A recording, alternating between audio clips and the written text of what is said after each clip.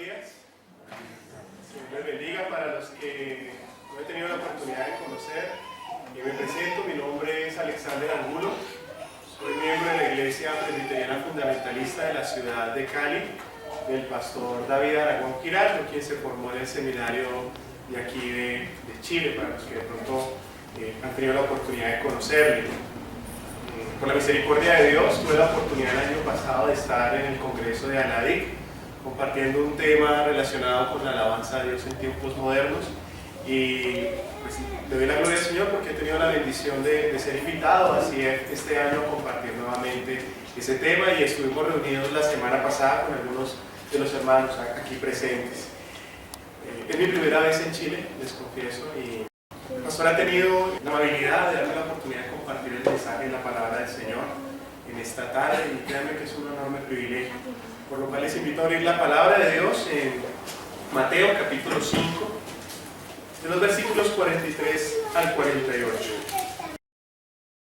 Voy a permitirme hacer esta lectura. Dice así la palabra del Señor. Oísteis que fue dicho: amarás a tu prójimo y aborrecerás a tu enemigo. Mas yo os digo, amad a vuestros enemigos, bendecid a los que os maldicen, haced bien a los que os aborrecen, y orad por los que os ultrajan y os persiguen, para que seáis hijos de vuestro Padre que está en los cielos, que hace que su sol salga sobre malos y buenos, y llueve.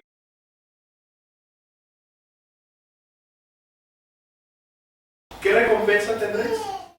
¿No hacen también lo mismo los publicanos? Y si abrazareis a vuestros hermanos solamente, ¿qué hacéis de más? ¿No hacen también así los gentiles? Sed pues vosotros perfectos, como vuestro Padre que está en los cielos es perfecto.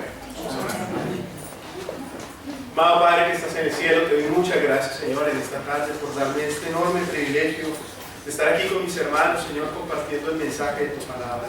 Sabes bien que no soy mejor que nadie, Señor, para hacerlo, pero me has dado esta gran oportunidad para la honra y gloria de tu nombre. Y, Señor, es mi oración rogarte de que guíes mis palabras, que guíes mis gestos, mi tono de voz, Señor, para no expresar, Padre mío, sabiduría de hombre, Señor, sino expresar tu voluntad, Padre. Tú sabes lo que cada uno de mis hermanos en esta tarde necesita escuchar de parte tuya, Señor, y yo te ruego que me permitas ser solo un intermediario, Padre, para expresarles tu voluntad, Señor, a sus corazones.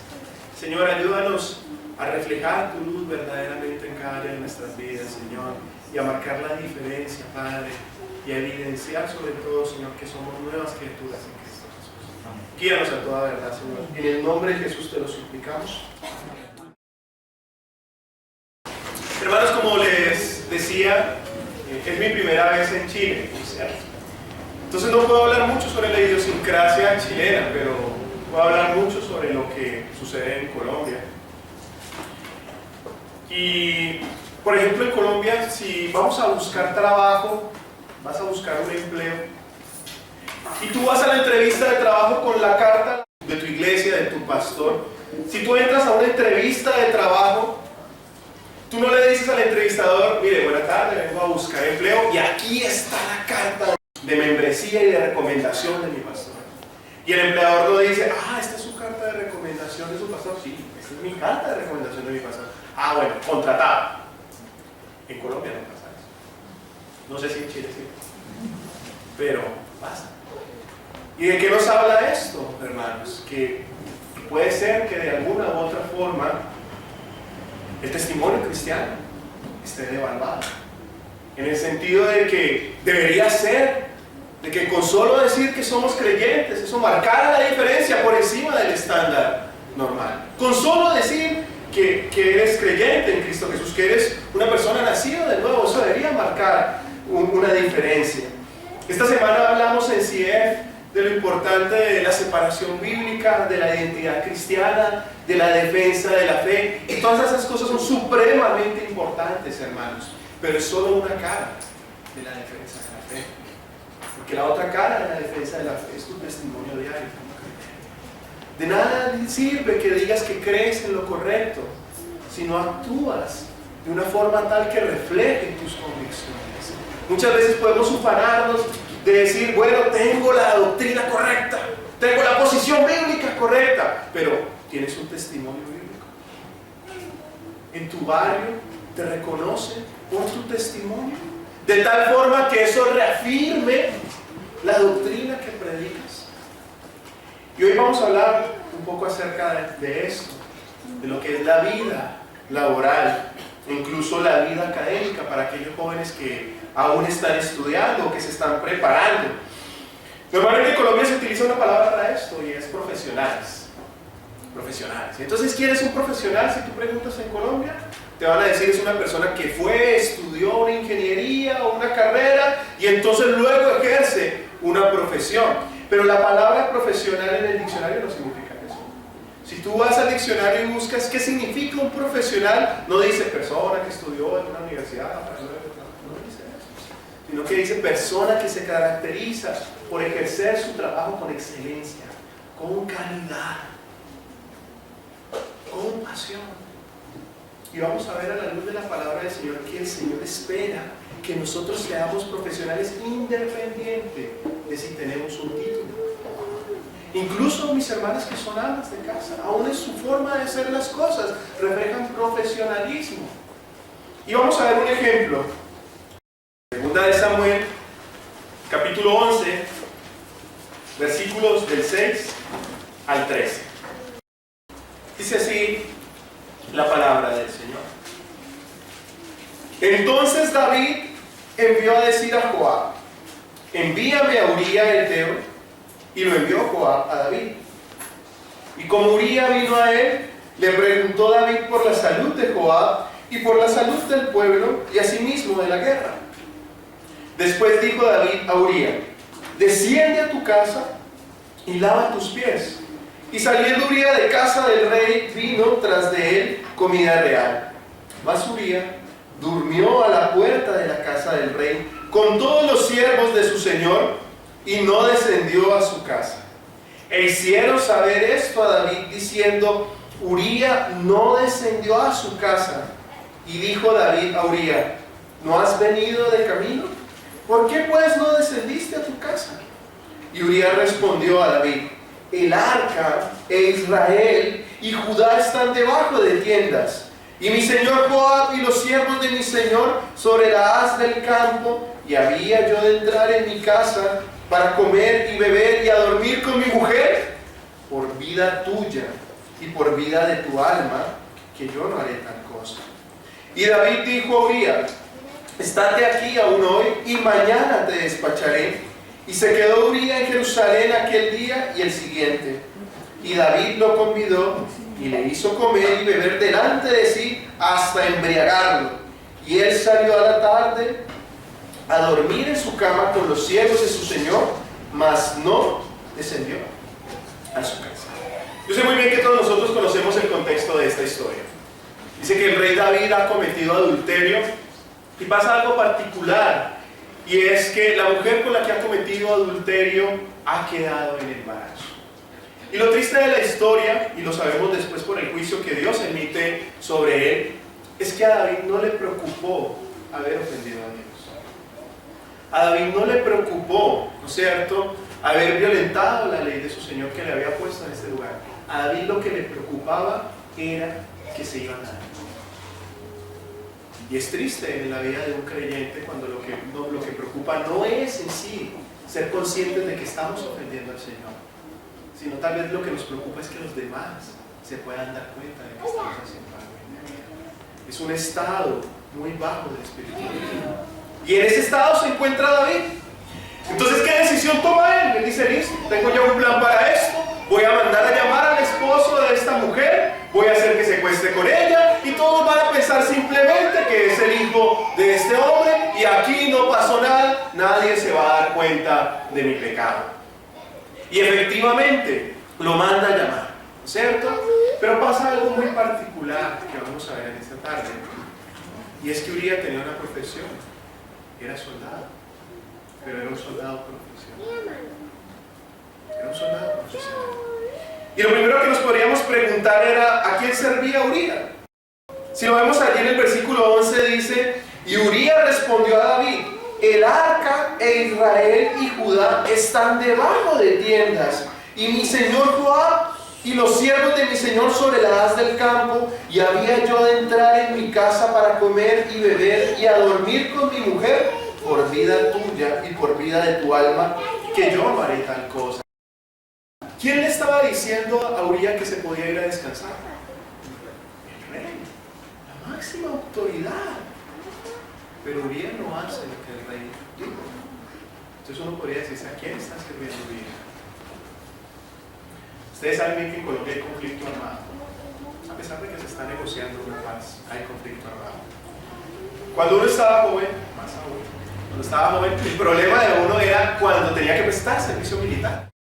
¿Por qué? Porque era obligatorio y te mandaban a cualquier parte del país. Entonces, podrías prestar servicio militar en la ciudad como policía. Pero lo peor que te podía pasar, porque era por sorteo, es que te dijeran que te tocaba en una zona de conflicto. Por ejemplo, como Tolemaida. Tolemaida es una zona, como, disculpen la expresión, en la mitad del monte de Colombia y está rodeada de guerrilla. Entonces, si te tocaba allá, te iba a tocar conflicto armado, te iba a tocar salir a enfrentarte a la guerrilla. Entonces era lo último que uno hubiera deseado. Pero pongámonos en la situación de Urías. ¿Qué hubiera pasado, hermanas que tienen hijos o los mismos hombres, que de pronto les llegara la noticia de que ya no tienen que prestar servicio en Tolemaida? Ya no tienen que ir a la zona de conflicto. ¿Cómo nos hubiéramos sentido?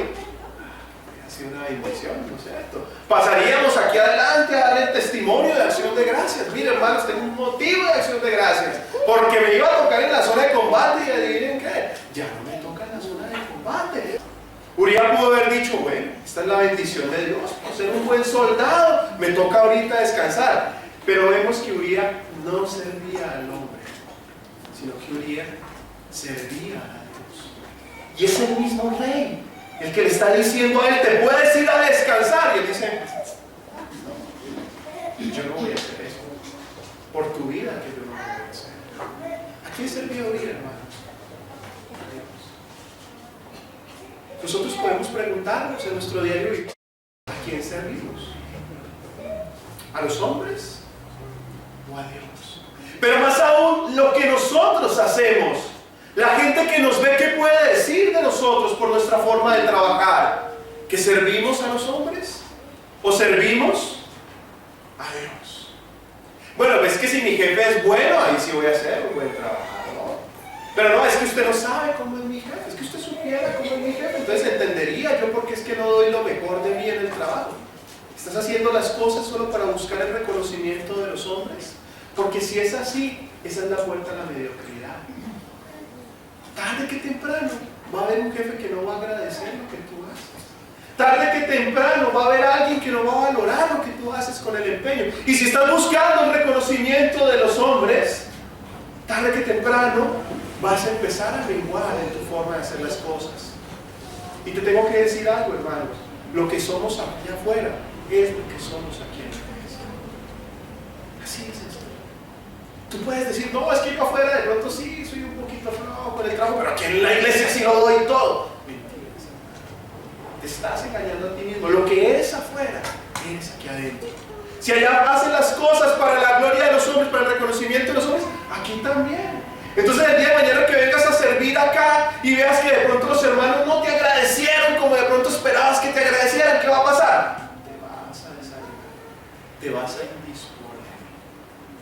Vas a decir, no, yo mejor no vuelvo a colaborar, porque es que mire, uno quiere hacer algo y mire todo lo que pasa, eso nunca agradecen. ¿A quién estás sirviendo allí? A hombres. No estás sirviendo a Dios, sino a hombres. Me gusta mucho el ejemplo de Daniel en medio de una sociedad pagana. El rey Darío no lo quería enviar al foso de los leones, pero finalmente cuando lo tiene que enviar, dice algo que es contundente, dice, Daniel, siervo del Dios viviente. El Dios tuyo, a quien tú continuamente sirves, Él te libre. ¿Qué está diciendo el hombre más poderoso del mundo en ese momento? Tengo un siervo dentro de mi empresa, un trabajador dentro de mi empresa, que no trabaja para mí. Que en su forma de hacer las cosas, yo puedo ver que este hombre trabaja para Dios.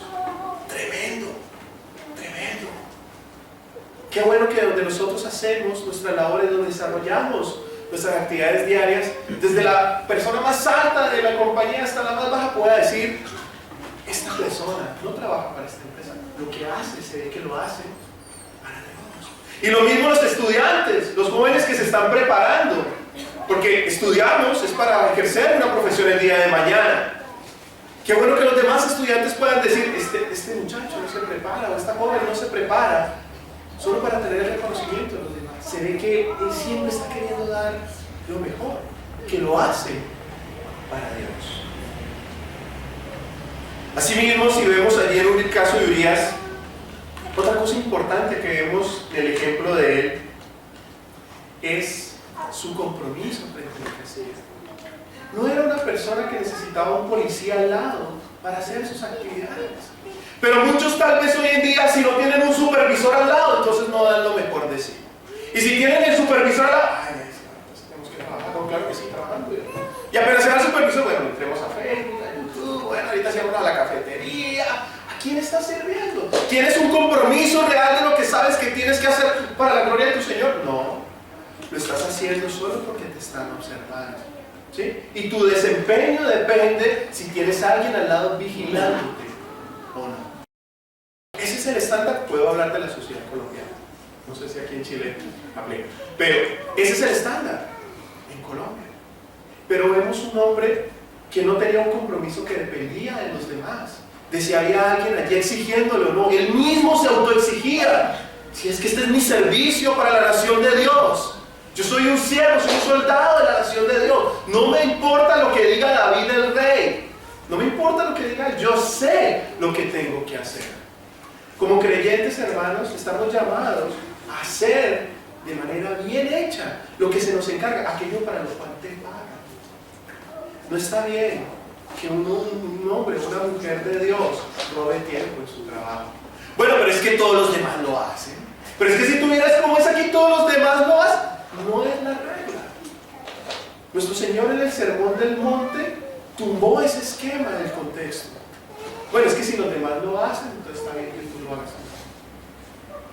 No, es que si me trata bien mi jefe, entonces ahí sí yo pues lo voy a hacer bien. Un hijo de Dios debe saber lo que tiene que hacer y simplemente hacerlo. Lo mismo a los jóvenes en su estudio.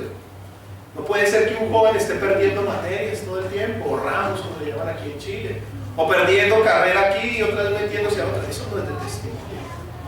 O que si los padres no están encima, pues casi que revisándole los cuadernos, entonces el joven o el niño tampoco rinde en el colegio. No es el llamado del Señor. No es el testimonio que Dios espera de nosotros. Tenemos un hombre que servía con responsabilidad delante de Dios.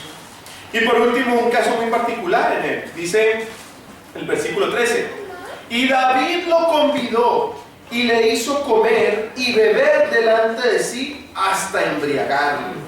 Y él salió a la tarde a dormir en su cama con los siervos de su señor, mas no descendió a su casa. ¿Qué dijo David? Bueno, si este por las buenas no entiende, borracho cae porque cae. Ya cuando esté embriagado, ahí sí, mejor dicho, ni se va a acordar de qué es lo que quiere. Pero ¿saben qué es lo más impactante? Ni siquiera ebrio. Ni siquiera ebrio. Este hombre perdió el norte de lo que tenía que hacer. Y dice que no descendió donde su esposa. ¿Qué nos habla de esto también, hermanos? De que nosotros debemos ser esforzados en nuestro trabajo. Muchas veces en Colombia se habla mucho de la vida fácil, ¿no es cierto? Y si el trabajo es muy fácil y ganas mucho dinero, ese es un buen trabajo, porque es que te toca muy fácil y ganas mucho. La palabra del Señor no habla de eso. Yo no quiero decir, hermanos, que tienes que buscarte un trabajo donde tienes que llegar molido a tu casa, pues, para ganarte un salario muy bajito. No estoy diciendo eso. Ni tampoco estoy diciendo que si hay injusticias en tu trabajo no tengas que denunciarlas. Tampoco estoy diciendo eso. Pero el Señor no nos llama a ser pacifistas. No nos llama a ser pacifistas. Él lo dice: te mando que te esfuerces y seas valiente. Para que seamos hombres y mujeres esforzados, que a veces cuesta, hermanos. Cuesta trabajar. Y también va a costar venir aquí a servir al Señor. Por eso digo que lo que somos afuera lo vamos a hacer acá. Yo recuerdo una vez una experiencia que tuve. Yo soy ingeniero de profesión. Y y hay unos cultivos de caña muy grandes en el Valle del Cauca, en Colombia, y hay unas fábricas llamadas ingenios azucareros. Y son muy cotizadas, pues, muy buscadas por los ingenieros. Recuerdo que esa experiencia fue difícil. El trabajo quedaba 2 horas y media de la casa. O sea, yo me acuerdo que yo siempre salía de noche y llegaba de noche a la casa. Y esas fábricas eran inmensas y eran unas caminatas. Bueno, cogí estado físico allá, todo el que se hizo. Y fue una experiencia muy difícil, muy difícil. Pero les confieso algo en mi vida laboral, de las cosas que más ha pesado a la hora de buscar trabajo, fue haber sobrellevado esa experiencia de vida. Fue haber sido fiel en ese momento difícil que no quería saber de nada. ¿Por qué? Porque Dios no quiere personas facilistas. Porque servir aquí en la obra de Dios no es fácil. Ustedes lo saben bien, mejor que yo, pero no es fácil, hermanos. Pero somos los mismos en todo lado.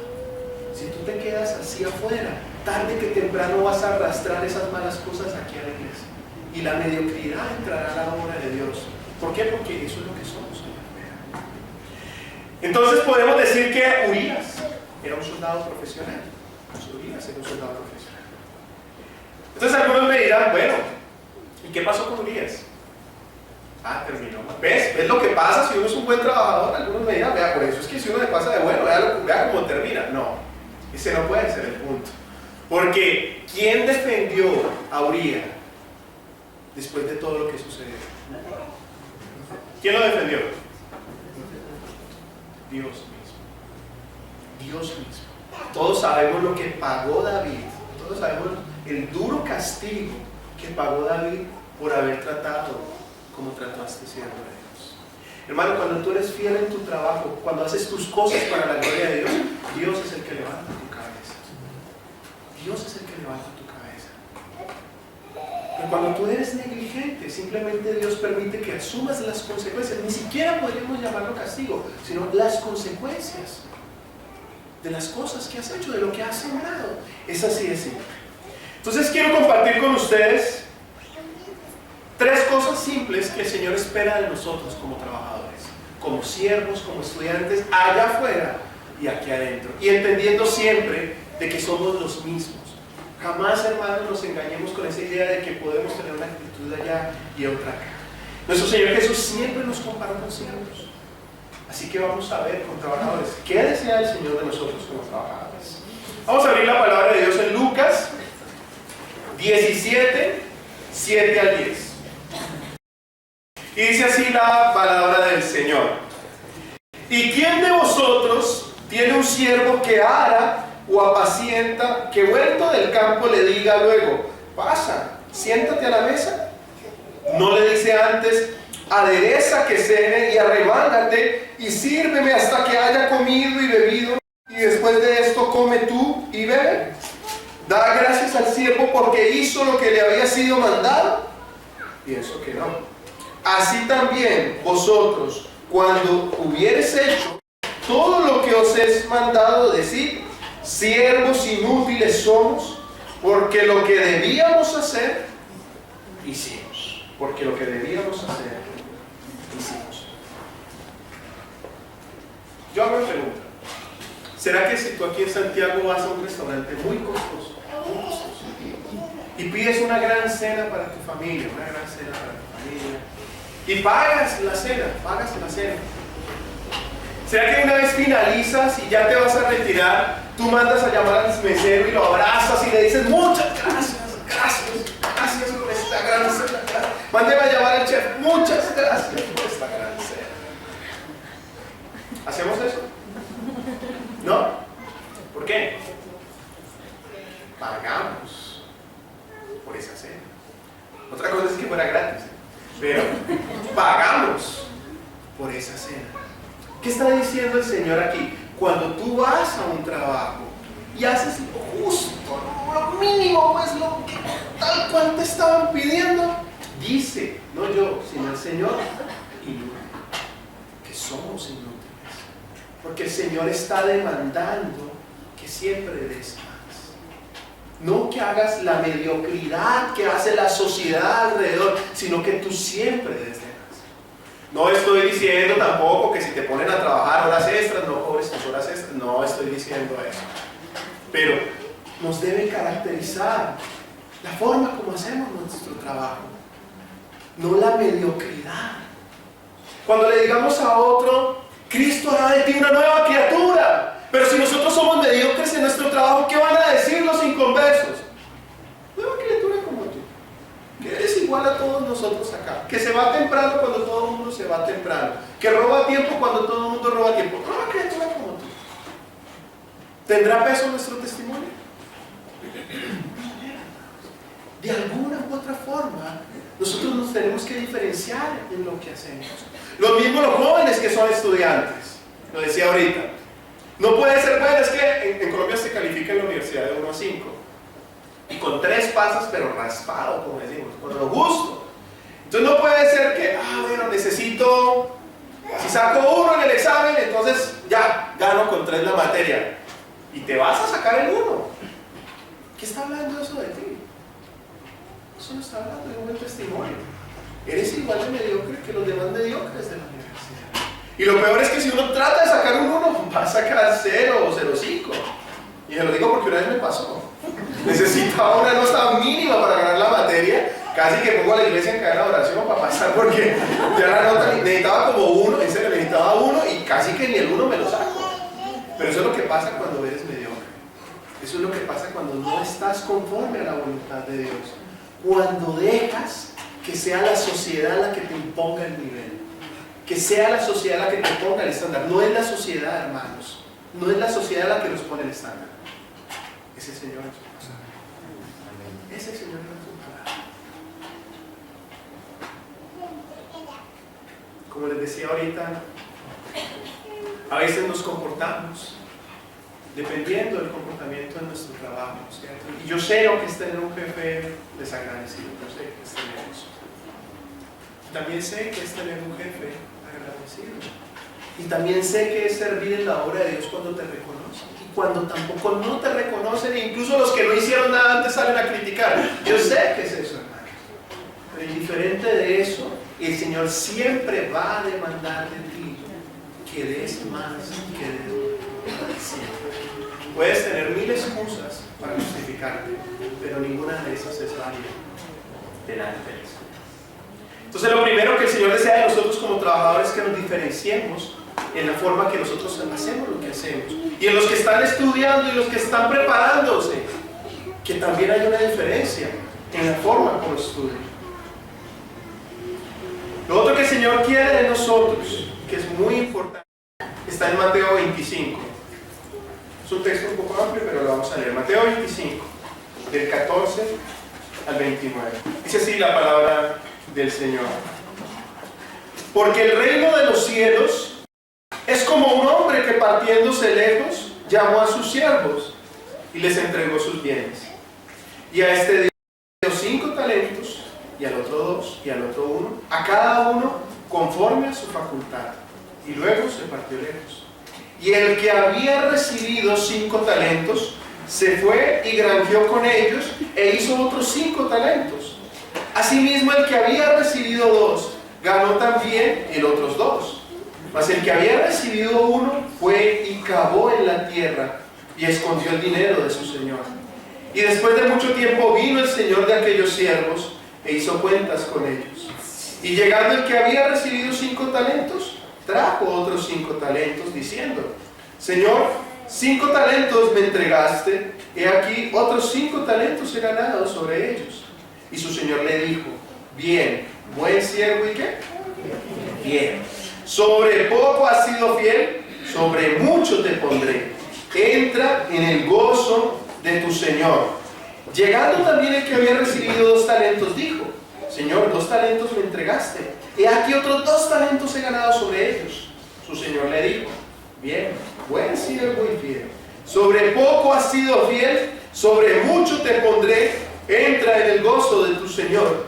Y llegando también el que había recibido 1 talento, dijo: Señor, te conocía que eres hombre duro, que ciegas donde no sembraste y recoges donde no esparciste, y tuve miedo y fui y escondí tu talento en la tierra. Y aquí tienes lo que es tuyo. Y respondiendo su señor le dijo: malo y negligente siervo, sabías que ciego donde no sembré y que recojo donde no esparcí. Por tanto te convenía dar mi dinero a los banqueros, y viniendo yo hubiera recibido lo que es mío con usura. Quitadle pues el talento y dadlo al que tiene 10 talentos, porque a cualquiera que tuviere le será dado y tendrá más, y al que no tuviere, aún lo que tiene le será quitado. ¿Qué está evaluando el Señor aquí en cada uno de estos siervos? ¿La cantidad? Porque la cantidad fue diferente. Está diciendo algo muy importante, y es la fidelidad. La fidelidad sobre lo que se le puede dar. Y hay una frase particular, dice: sobre poco has sido fiel, sobre mucho te pondré. Muchos de nosotros tendemos a tener actitudes para justificar nuestra baja calidad en lo que hacemos. Y entonces, por ejemplo, si tenemos un trabajo que no es el trabajo que anhelamos, entonces decimos, bueno, yo aquí voy a hacer las cosas así, pero cuando tenga un trabajo mejor, ahí sí voy a dar lo mejor, y ahí sí voy a ser un buen trabajador. Mentira. Porque de hecho el Señor dice, si eres fiel en lo poco, yo te pongo. Pero eso también puede parafrasearse y decir, si no eres fiel en lo poco, no serás fiel en lo mucho. Y a veces justificamos nuestra mediocridad. Es que, pues, yo estoy estudiando para hacer otra carrera, y entonces mientras tanto estoy haciendo esto, y pues por eso es que no doy lo mejor de mí. Pero cuando haga el trabajo para el cual estoy estudiando, ahí sí voy a ser un gran trabajador. No va a ser, no va a ser. Vas a ser, el Señor lo está diciendo. ¿A qué nos llama el Señor? Donde te ha puesto el Señor, con las dificultades que tengas, con el jefe malhumorado, malagradecido, con tus compañeros difíciles de trabajo, tal vez con el salario bajo que esperarías que te pagaran más, pero que no te pagan, aún allí, ¿qué te está diciendo el Señor? Yo anhelo que seas fiel, que seamos fieles en lo que el Señor nos ha dado, que seamos fieles, que lo valoremos. Y si somos fieles allí, el Señor posteriormente, dice su palabra, nos pondrá sobre algo mejor. No estoy predicando el evangelio de la prosperidad, pero el Señor dice, si somos fieles en lo poco, el Señor nos pone sobre más. Puede aplicarse lo mismo aquí en la iglesia. Yo le decía a los hermanos que ministraban la música en el CIEF, ¿para quién haces lo que haces? Entonces, si tenemos un culto importante, bueno, ensayemos porque hay culto importante, tenemos visita internacional, tiene que salir muy bien, ¿no es cierto? Pero si tenemos el culto regular, donde vienen los 2 o 3 hermanos de siempre, bueno, no ensayemos mucho, porque son los hermanos de siempre. ¿Para quién estás haciendo las cosas? ¿Estás siendo fiel en ese caso sobre lo poco? Aún los jóvenes también. Podemos decir que están haciendo una carrera intermedia, que no están haciendo la carrera que desearían hacer. Bueno, ¿cuál es tu forma? ¿Cuál es tu entrega en lo que tienes ahora de parte de Dios?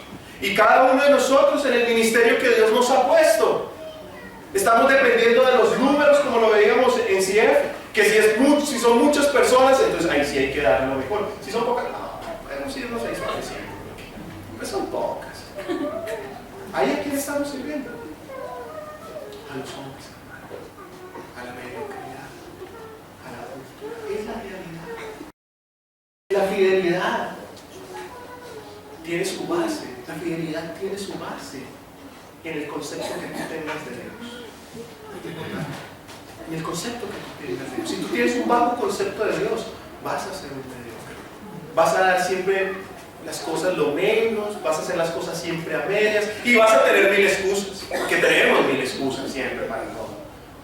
Pero el concepto que tengas de Dios es importante. Dice ahí en el versículo 26 que leímos ahora: y respondiendo su señor al siervo que fue negligente, le dijo: malo y negligente siervo. ¿Por qué? ¿Qué dice ahí?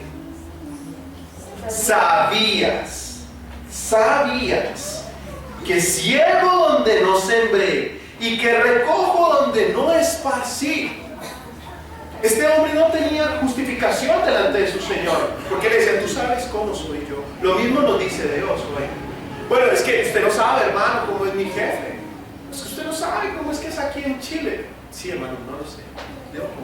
Pero sí sé cómo es el Señor en esa cruz. A Él sí lo conozco y sé lo que Él está esperando de nosotros.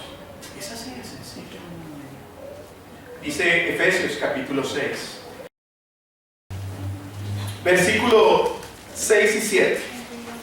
No sirviendo al ojo como los que agradan a los hombres, sino como siervos de Cristo, haciendo de ánimo la voluntad de Dios, sirviendo con buena voluntad como al Señor y no a los hombres. Si tú tienes un concepto bajo de Dios, y aquí lo importante es estudiar la doctrina de Dios, ser conscientes de conocer a Dios en todos sus atributos, ¿no es cierto?, por los cuales le adoramos. Eso te va a motivar siempre, siempre en donde estés, porque tú vas a decir: estoy delante de mi Señor, esta es mi ofrenda para mi Señor, este es el trabajo que Dios me dio, esta es la bendición de Dios para mi vida, este es el sustento para mi familia, lo voy a hacer dando lo mejor. ¿Cómo? Para Él. No dice para Él, sino ¿cómo? Para Él. Es indispensable, hermanos. Saquémonos de la mente cualquier justificación para caer en la mediocridad de la sociedad. Miren, yo se los confieso, yo era una persona experta en sacar excusas, pero experta. Yo pensaba, de hecho, que si tenía una buena excusa era suficiente para lo que he hecho.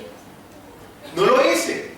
Hermano Alex debe traer la predicación este día. No se los confieso. Pastor David me aguantó mucho. No la traía.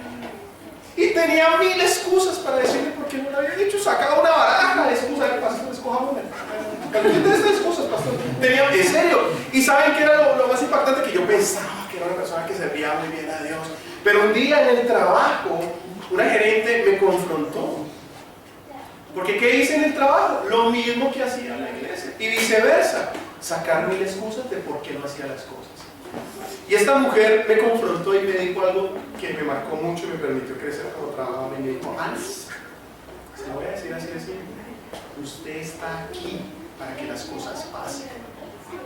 No me traiga excusas de cómo no. Dígame cómo sí lo vamos a hacer.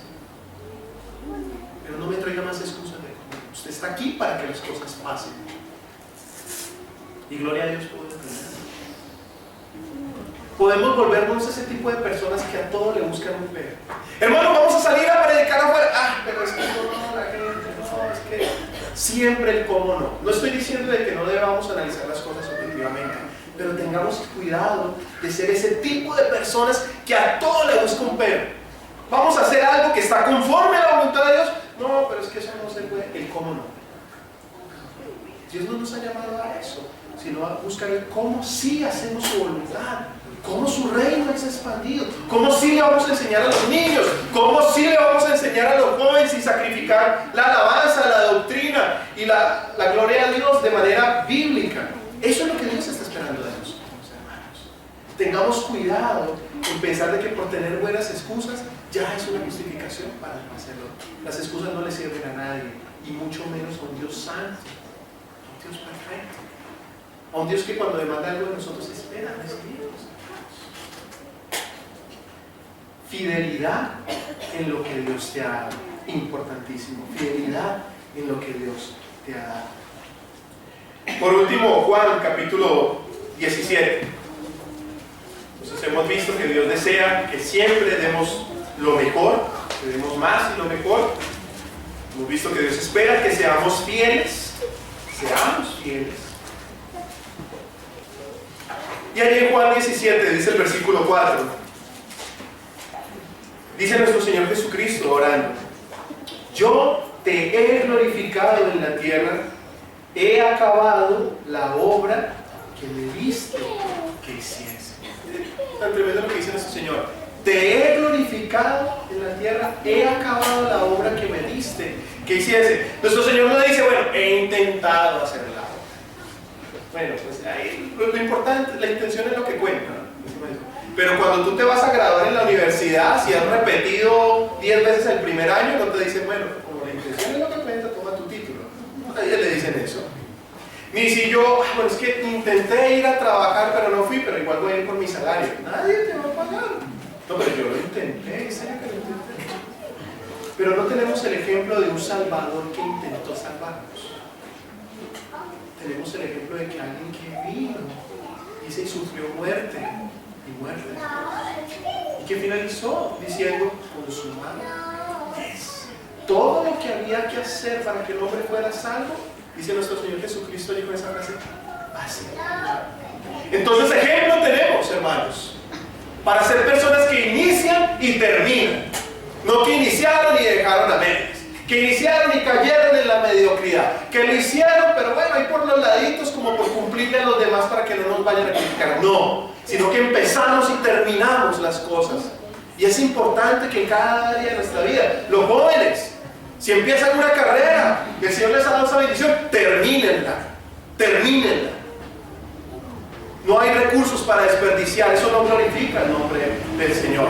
Los que tenemos un ministerio aquí, hermanos, hasta el día que el Señor nos llame en su presencia, hasta el final, dice, sé fiel hasta la muerte. Entonces, hermanos, el Señor demanda de nosotros